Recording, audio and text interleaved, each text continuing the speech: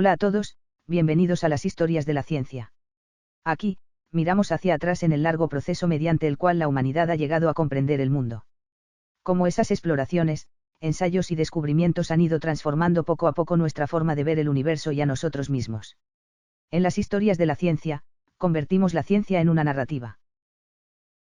El sistema solar oculto, lo que el cinturón de Kuiper está revelando sobre nuestro verdadero límite. Mientras los astrónomos seguían pensando que más allá de Neptuno no había gran cosa, quizás solo polvo disperso flotando en la oscuridad, en 1992 todo dio un giro inesperado. Como dicen en español, cuando el río suena, agua lleva, y aquí el río venía cargado. Era el 30 de agosto de 1992. En el observatorio de Mauna Kea, en Hawái. Dos nombres entran en escena, David Hewitt y Jane Lu. Y lo curioso es que no estaban haciendo nada épico en apariencia. Nada de sondas espaciales ni imágenes espectaculares de galaxias. Su trabajo era casi monástico, fotografiar una y otra vez el mismo trozo de cielo y comparar cambios. Básicamente, como buscar una aguja, no en un pajar, sino en el universo entero. Pero ya estaban usando una herramienta que estaba cambiando la astronomía, los sensores CCD. Antes era ojo humano contra el cielo. Ahora era computadora contra movimiento. El universo empezaba a volverse digital. Y entre miles de datos aburridos, apareció algo extraño, un punto de luz muy débil. Nada llamativo. De hecho, perfectamente descartable como ruido del sensor. Pero había un detalle incómodo. Se movía. No era una estrella fija. No era un error aleatorio. Era algo que cambiaba de posición lentamente, noche tras noche. Así que hicieron lo que hace cualquier científico serio, no confiarse. Medir otra vez. Dudar. Volver a medir. Y repetir. Porque, como dice otro refrán, más vale ser prudente que lamentar el error. Después de semanas de cálculos, la conclusión empezó a tomar forma, aquel objeto estaba a unos 44 unidades astronómicas, unos 6.600 millones de kilómetros del Sol. Y no estaba de paso. Orbitaba de forma estable. Le dieron el nombre provisional de 1992 QB1. En ese momento, no parecía una revolución. Más bien un hallazgo curioso, casi modesto. Nadie gritó hemos cambiado la historia. En ciencia, las grandes revoluciones casi siempre llegan disfrazadas de duda. Incluso ellos mismos sospechaban, error del instrumento. Fallo del procesamiento. Un simple efecto óptico. Pero el universo no tardó en responder. Porque en 1993, otros equipos empezaron a encontrar más objetos similares. Y ahí cambia todo, cuando uno es casualidad, puedes ignorarlo. Cuando son muchos, ya es estructura.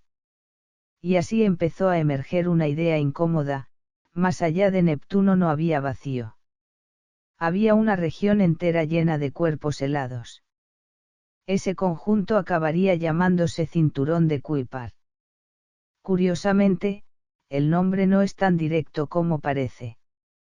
Gerard Kuiper ya había especulado sobre objetos más allá de Neptuno, pero no describió exactamente esta estructura tal como la conocemos hoy.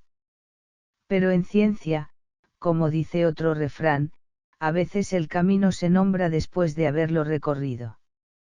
En 1993, publicaciones como Nature consolidaron la idea, el espacio vacío del sistema solar exterior era una ilusión.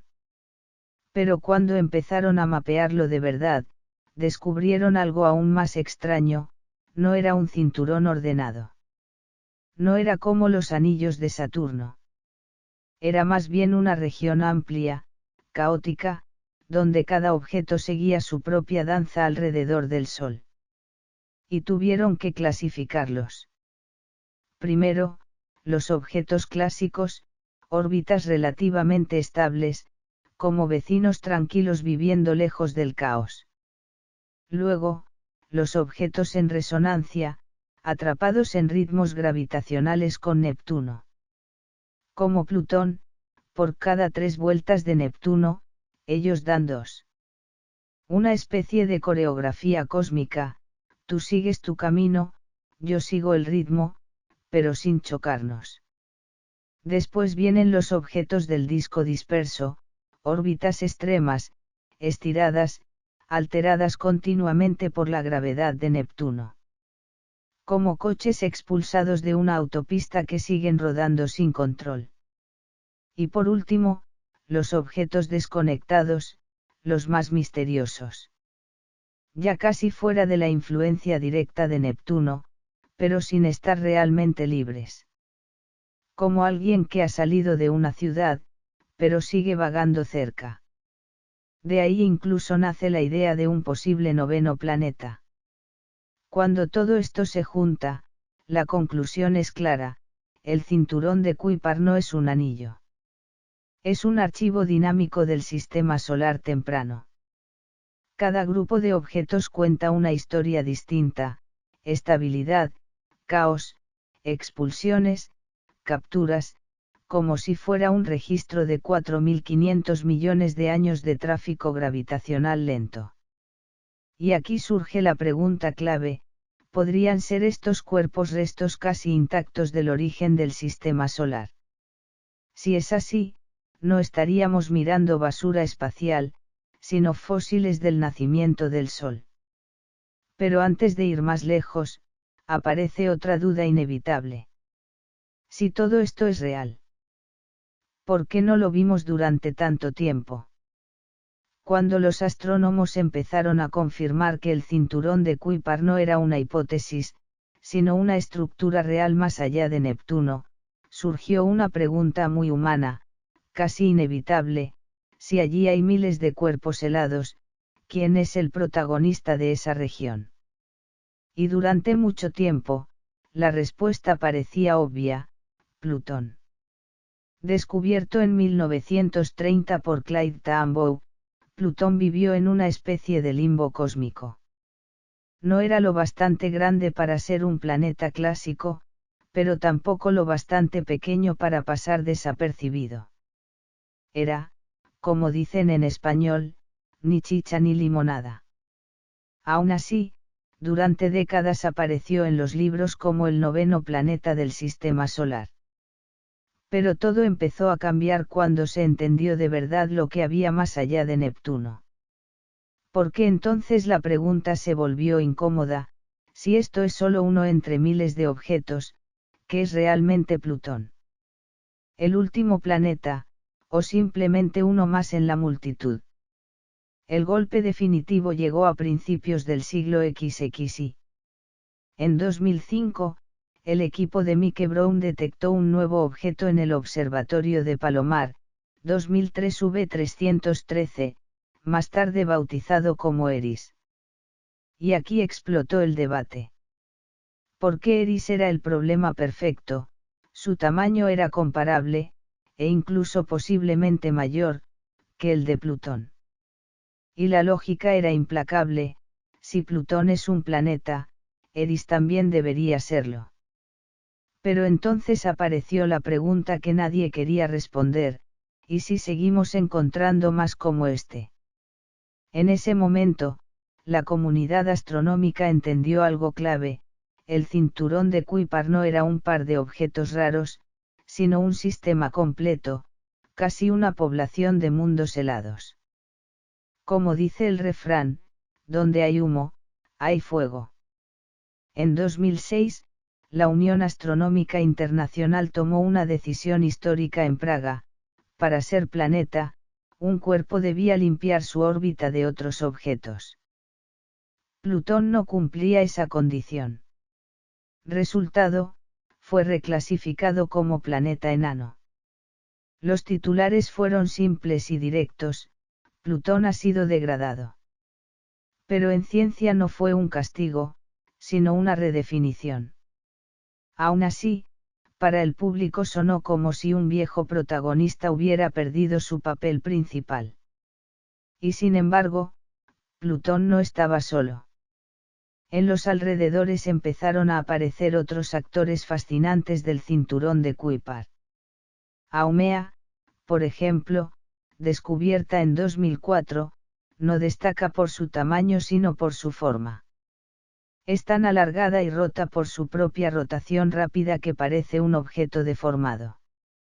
Gira una vez cada 4 horas.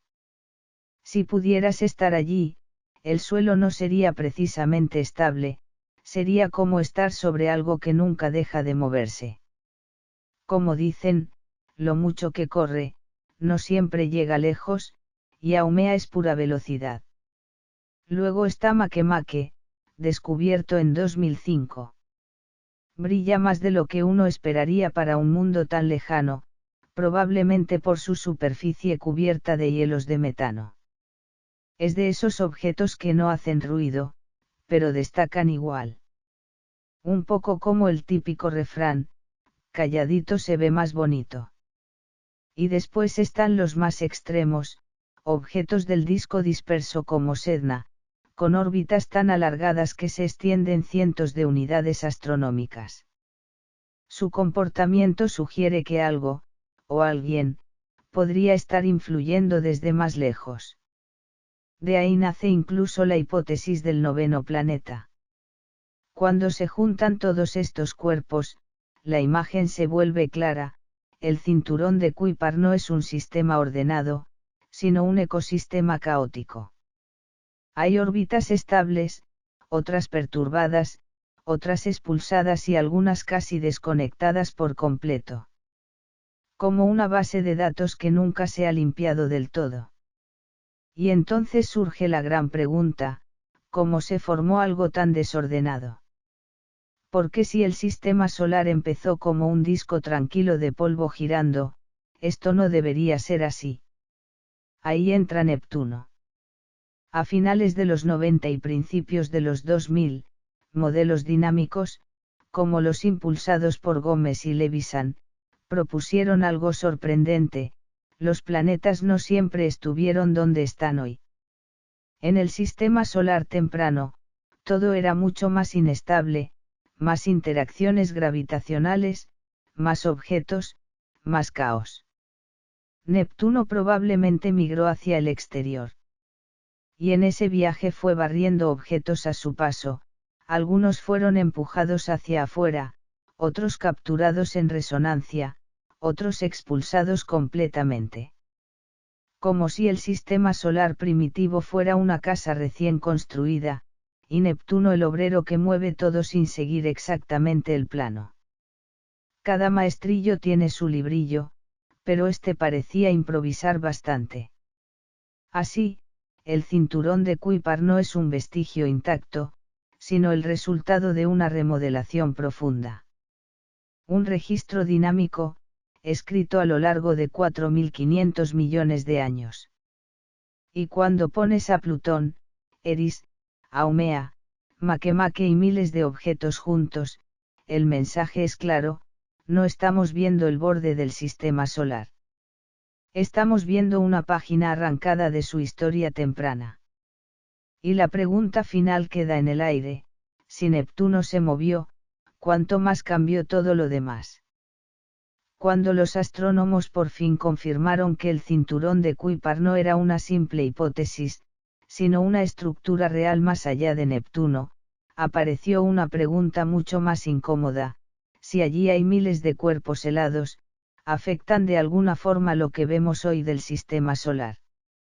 La respuesta es sí, y más de lo que parece. Como dice el dicho, aunque la mona se vista de seda, mona se queda: lo pequeño y lejano también deja huella. Por ejemplo, muchos de los cometas que vemos en el cielo nocturno no son visitantes aleatorios del espacio profundo.